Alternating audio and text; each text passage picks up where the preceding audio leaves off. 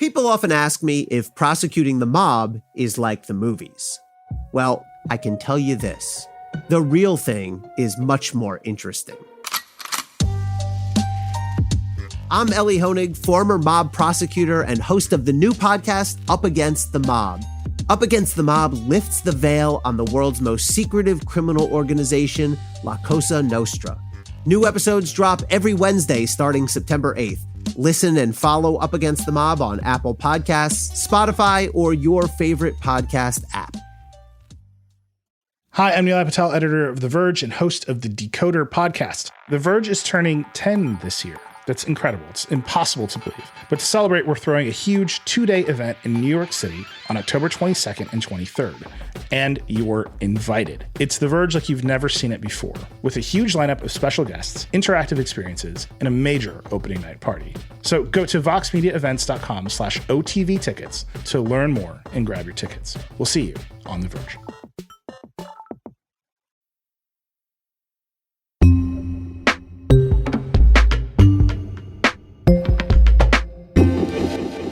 Welcome back to Today Explained. Thanks for joining us again. This coming Monday is Labor Day, so we're going to take the day off and have a 4-day work week. But the company we work for, Vox Media, went ahead and gave us another day off this coming Friday, aka tomorrow. So we're feeling extra lucky to have 2 4-day work weeks in a row. Now, I usually don't question extra days off, but on the show today, we're going to talk about how our changing attitudes around work might actually change how we work. So I had to inquire about the extra Friday off. This morning, I hit up my boss's boss, my great-great-grand boss. You know, Sean, I think I just call us co-workers. Jim Bankoff, CEO, Vox Media. Why'd you give us all another day off? Well, it starts with the fact that we have all been working our tails off through a pandemic, and we wanted to enable and empower our managers to encourage people to take more time. But what we also found is that it's sometimes hard to do that because we have things to do, and the things that we have to do not only revolve around our own schedules, but revolve around our coworker schedules and revolve around schedules of people outside of the company too. So we figured by having a day that everyone has off, that would allow people to not feel the pressure of having to be there for their coworkers when they were collaborating on a project, you know. So for all those reasons, it all added up to like, yeah, let's do this. And we're happy that we did. Okay, as my colleague Jim mentioned, working through the pandemic has changed things. This isn't just a theory at this point. It's a game-changing reality. My other colleague, Anna North, wrote about it for Vox in an article provocatively titled, "The Death of the Job." Yeah, I mean, I was really inspired by this sort of idea of the so-called Great Resignation. People are quitting their jobs in droves in what's been dubbed the Great Resignation, pushing job vacancies to all-time highs. And a new survey from productivity firm Lattice found that 54% of respondents are looking to change jobs, and 43% say their career paths have stalled or, quote, slowed to a crawl. For context, 4 million people quit their jobs in April alone. Dang. So to be clear, that's not like in a year, that's in a month. It's a huge, huge number. It's a record. And so really kind of wanting to look into why and what the pandemic has done to jobs. And, you know, work just got traumatic, difficult, and stressful in new ways. But I think the sort of flip side of that is that it has opened up this door to talk about what should the role of work be in people's lives. And I think that can actually be an interesting conversation that maybe can open the door to making our lives a little better. And I want to get to all the changes and what could come of them eventually. But in your piece, you talk a lot about the history of the American job. What did you discover when you looked into the background? Right. So a lot of the things that we sort of think of as mainstays of jobs today, for better or for worse, they didn't come about by magic. They came about because labor activists fought for them. So, for example, people in factories used to work 6-day weeks, 7-day weeks, incredibly long work weeks before labor organizers sort of started working on this issue, worked on it for a long time. And then during the 1930s, with the New Deal, we start to see these labor reforms getting enshrined into law. After many requests on my part, the Congress passed a Fair Labor Standards Act, what we call the Wages and Hours Bill. So we see the Fair Labor Standards Act, which means if you work over 40 hours in a week, you're supposed to get overtime. It is the most far-reaching program, the most far-sighted program for the benefit of workers that has ever been adopted here or in any other country. And labor organizers are kind of pushing for other things too. They don't always get them. A lot of folks wanted universal health care, for example. Back in the 1930s, we think of this as something that we're arguing about today, but this was an argument back then. Well, how about the theory that the community can afford what the individual can't? Oh, so you've been bitten by that bug, have you? Well, if the people of Parkersville would pay, say, 10 cents each a week, we could give them a medical service. That's a very beautiful idea. And maybe in 1960, a practical one, but it just won't work. They wanted a kind of universal retirement system, something to really take care of people when they're too old to work. They didn't really get either of those things. And so in some cases, what they kind of settled for were some benefits that were tied to your job. So for example, health insurance tied to your job, or pensions that were tied to your job, where if you work a certain number of years at a certain company, then they'll kind of take care of your retirement. So instead of saying, we're going to have this social safety net that takes care of everybody, then we kind of get this conception where your job is sort of what takes care of you. What is like the ideal version of your job is supposed to take care of you? And when does that sort of peak? Yeah, so we kind of get to this idea in the late 40s, the 1950s. In thousands of homes, vigorous workmen rise to meet a new day and a new opportunity.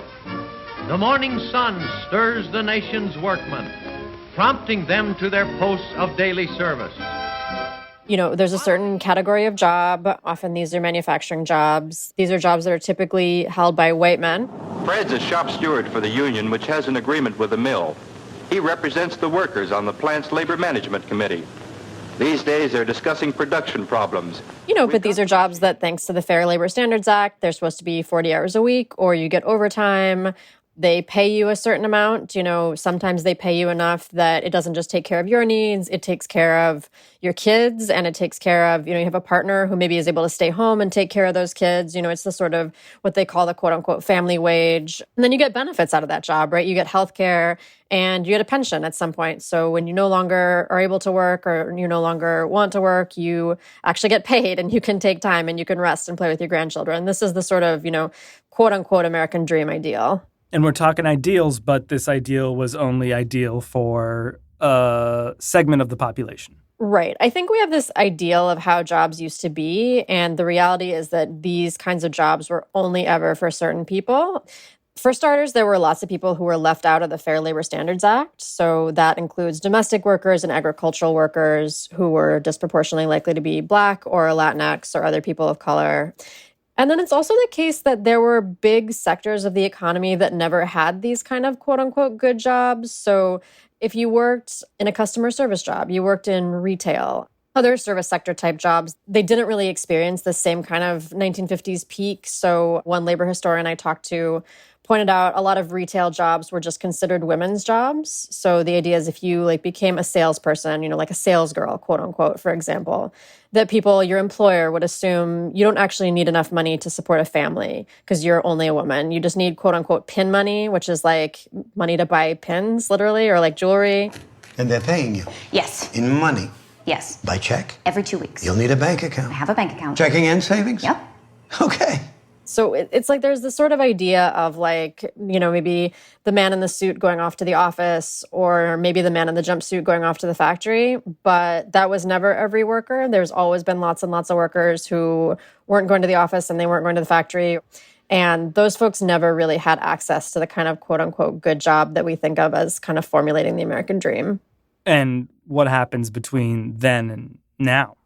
Then we get the situation where there's fewer and fewer of the good jobs and more of the bad jobs. Manufacturing, for example, they've really eroded in the U.S. Service has really exploded. There's lots more service jobs. This was an industry that never had the same kind of norms, right? These weren't good jobs. They didn't have good wages. They didn't have good hours, all this kind of stuff. Then we have the erosion of unions. So workers have less power to bargain for their conditions. And things just kind of like get crappier and crappier, for lack of a better word. Pensions become less common in favor of sort of 401ks and retirement accounts that rely way more on the worker to be putting away money versus somebody kind of putting away money for you. The rate of people who have health insurance through their job goes down. Wage growth stagnates.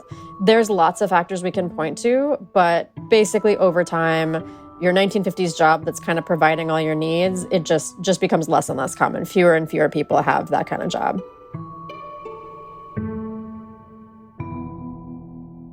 And even the people who do have jobs that are providing for all their needs, it feels like those people might be working more now than ever before. Right. So the other thing we've seen is that, white collar work, sort of professional work, those work weeks and those work days have just gotten really long. And I think something that we've seen, I've written about this elsewhere, is just a general worsening of people's schedules over time. So there's been sort of a weakening of the overtime rules in the Fair Labor Standards Act. So more and more people are exempt. More and more people are in this category where you actually can be asked to work more than 40 hours a week and you don't have to be paid overtime. So then your hours can balloon to whatever your boss feels like.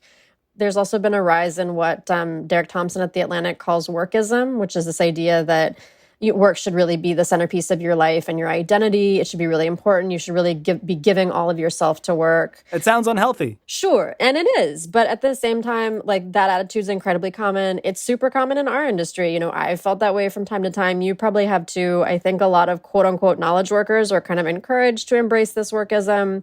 And it's also great for our bosses, right? Not to be, like subversive or whatever, but it's good for capitalism the more that we feel like work is our religion. So all this stuff contributes to folks who maybe their job does provide them health insurance. Maybe they have a 401k. Their job might still be making their life kind of bad because they're at work all the time. Then you have service workers who have a rise in what's called just-in-time scheduling, which means their schedules can be super unpredictable. Locke, who's been at Starbucks 8 years, says she's seen the advent of optimal scheduling. When I was hired, managers would be fired if they weren't putting schedules out 3 weeks in advance. But now it's every week, and I believe it's the new automatic system only allows them to do a week in advance. But we're required to give 6 months in advance of availability of when we're available to work. So even if they're not working really, really long hours, maybe they have no idea what their hours are going to be week to week. They have to be on call constantly. Sometimes they're doing clopening, quote unquote, which is like where you close the store and then you open the store, 6 hours later. Welcome back to my channel. Today I'm going to give you tips on how to survive the dreaded clopen. I do a clopen once a week, which is I close on one day and then open the very next day.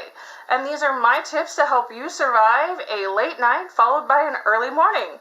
So it can be almost like, having a 50-hour, 80-hour work week just because you never know when someone's going to call you. So just generally, scheduling has become this huge problem, and we're all sort of, at the mercy of our work, I think, in a way that labor reformers in the middle of the last century never intended us to be. Not to mention a lot of the people in the service industry and the people who may have been clopening lost their jobs during the pandemic. Right. So, I think that the pandemic just made all of this worse in so many different ways that we can talk about. But one big thing it did is wipe away people's jobs. Millions of people lost their jobs last year. Disproportionately people in the service industry, disproportionately low-wage jobs where people didn't have a lot of savings. They couldn't afford to lose a job.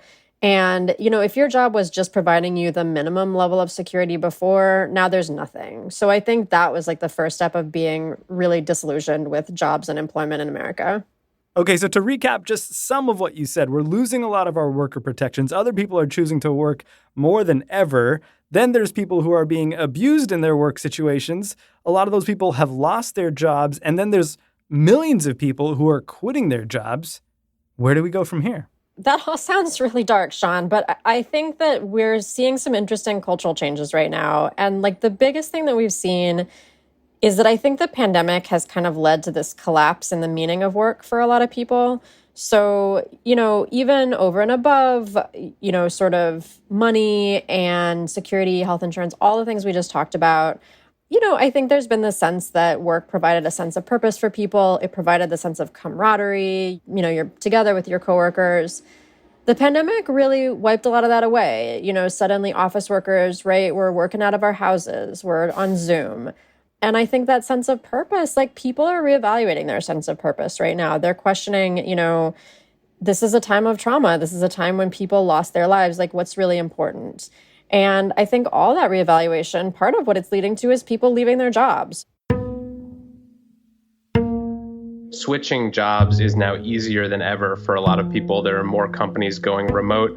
Maybe these are people who have saved some money over the past year. And so they're looking at their lives and saying, why am I living like this? Why am I not doing something I'm passionate about? And, we're seeing it not just in people who you might think financially they have a lot of choices, lawyers quitting to have a better work-life balance, but we see it in service workers who aren't making a ton of money. Maybe they don't have a ton of money saved up, but they don't want to be in danger for a minimum wage anymore. So I think across the economy, we're kind of seeing something really change.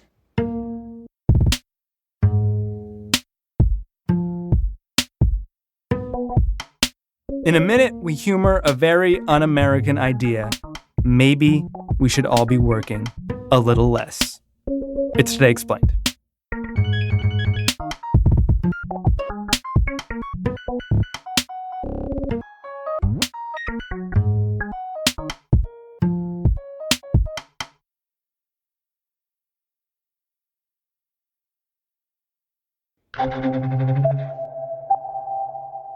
Anna, you've been hinting that there are some big changes that could make working better in this country. Tell me about them. Yeah, so a lot of the things are things that I know you've talked about on the show before. Things like just paying people more, raising the minimum wage, things like universal health care, things like a universal basic income or guaranteed income so people aren't starving even if they can't work for a period of time. All this stuff, I think, is the subject of a lot of important conversations right now. But then there's also something that would be sort of maybe a bigger social and cultural change, and that's just the idea of what if we all just worked a lot less? Like, how much less? Well, for instance, a lot of people talk about a 4-day work week. Like a permanent 3-day weekend. Right, except there's nothing magic about the idea of the weekend, right? Like labor organizers fought for a 5-day work week. A lot of them were actually fighting for a shorter work week or a shorter day, but they kind of, we got 5 and we kind of settled on that. But the weekend is made up, right? It's not real. Yes, it'd be great to have a 3-day weekend, but what if we thought of that as normal? I don't think that's necessarily so pie in the sky. So what you're saying is we should just take a day off every week. Yeah, we should leave now. Just walk out of the studio, literally. Ladies and gentlemen, the weekend. Is there any way we could actually standardize this in the country? Is there anyone seriously talking about a permanent 3-day weekend or something like that? Yeah, so for starters, this has already become a little bit of a bigger thing just within companies in the last couple of years. There's a ton of other companies that are just giving their workers a little bit more time off these days, and I don't think that's an accident. But it's also not the law.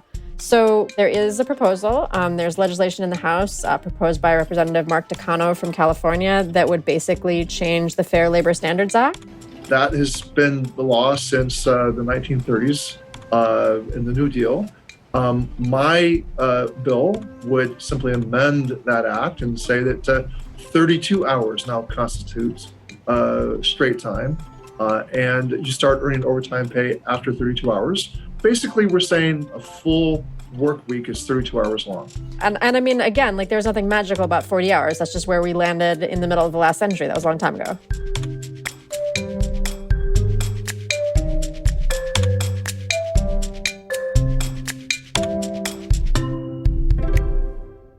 I'm sure an idea like this would have some opposition. Are people afraid that this will make every American worker, 1/5 less productive for our capitalism?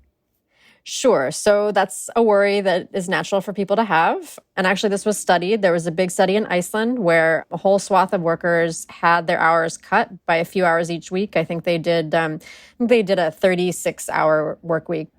And the studies found that by and large, productivity either stayed the same or it actually went up. So people were getting more done, in fact. And then, of course, there were all these other benefits, right? People were happier. They were spending more time with their families. They had better social lives. In the study, there was a dad being quoted saying, "My kids are so excited when it's my half day because they know that we're going to get to hang out." And it's just really sweet. That's nice. And actually, since the studies came out, Iceland decided to, in large part, make this permanent. So now 86% of the population is either already working a shorter work week or they have a contract that guarantees them that shorter work week in the future. So this dream is going to be a reality there. Why do they think that people become more productive when they work less? I think there's a couple things here. One is, and if you work in an office, I think this will resonate with you, or if you used to work in an office before the pandemic, I think this will resonate, which is that some of our time at work is just wasted. We have a lot of meetings to go to. Some of those meetings could probably be an email. Some of those meetings go on too long. There's also research showing that after a certain amount of work, we just lose our ability to do work, not completely, but we get worse at working. So anyone who's just worked a super long week has felt this. You get burned out, you get tired, you're not as efficient, you make more mistakes. So a shorter work week, avoids some of those problems. Is this just another way for white collar workers to end up with another benefit though? And they'd have one more day off where potentially service industry workers in restaurants or movie theaters or big box stores would wind up with even more work to do tending to all these people? I think that's a real worry. And one thing that was really interesting to me about the Iceland research is that it wasn't just office workers who were part of the research. It was also, I think, law enforcement officers and folks who worked in childcare or also elder care. So especially some of these care work jobs, it's not like you're spending that much time in meetings when you're caring for toddlers. I know because I have a toddler. Those are labor-intensive jobs, and when you're on. But they still found ways, whether it was maybe the daycare center hires more people, maybe it adjusts its hours slightly. They still found ways to make these shorter work weeks work. So I think really the key, if we were going to do something like this, would be making sure that exactly what you're talking about. It's not just a benefit for white collar workers. This is a real shift across the economy. And that it's coupled with making sure that people who have really unpredictable schedules or not enough hours have enough, that they actually have enough work or enough benefits they can live on them. And for all the people who think this is just like a pie in the sky idea, it's worth remembering, right, that so was UBI until during the pandemic, the former president and the current one just decided to give people fair sums of money, right? Do you think because of that, we're a little bit closer to ideas like this than we were, say, before the pandemic? Yeah, we've seen so many things policy-wise that I thought we'd never see, whether that's the child tax credit, whether it's the stimulus, whether it's some of the stuff in the American Rescue Plan. I think there's been this acknowledgement of people's basic needs in a way that there really wasn't before. And I've just started to see a kind of cultural change. Maybe this is too optimistic, but it used to be that whenever you talked about work and people work too much, people would kind of roll their eyes. And especially, in media, or if you talk to white collar professionals, everyone would be like, of course we work too much, but no, we're never going to do anything about it. That'd be ridiculous. And I just feel like it's different now. I feel like, frankly, America's traumatized from the pandemic, even those who are kind of relatively insulated. I think there's this serious sense that something needs to change. There's a serious sense that work is broken. And for the first time, when you say people work too much, everyone kind of perks up and listens. And I'm hoping that means maybe there's appetite for changing this and not just going back to the way it was before.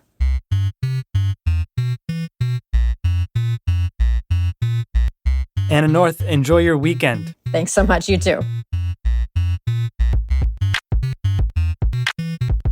Anna North. She's a full-time senior correspondent at Vox who also somehow managed to write a very good book while working here. It's called Outlawed. It's a Western. You can find it wherever you find your books. Today's show was produced by Will Reed. I don't believe he's written a book yet, but his future is bright. The rest of the team includes Victoria Chamberlain, Heidi Mawagdi, Miles Bryan, and Halima Shah. Afim Shapiro's our engineer. Matthew Collette's our editor. Amina Al-Sadi's our MVP. Liz Kelly Nelson is Vox's VP of Audio. Jillian Weinberger is the deputy. Music from Breakmaster Cylinder and Noam Hasenfeld. Facts are checked by Laura Bullard. I'm Sean Rameswaram, and I'm looking for a co-host. Seriously, this episode has inspired me to work less, maybe write a Western one day. If you or someone you know is interested in partnering up with me, you can find a job posting for co-host of Today Explained at the Vox Media Careers page. It's also pinned to the top of my Twitter. I'm at Rameswaram. Just a reminder before we go, we're off for the next few days for Labor Day, back Tuesday, September 7th. Take care.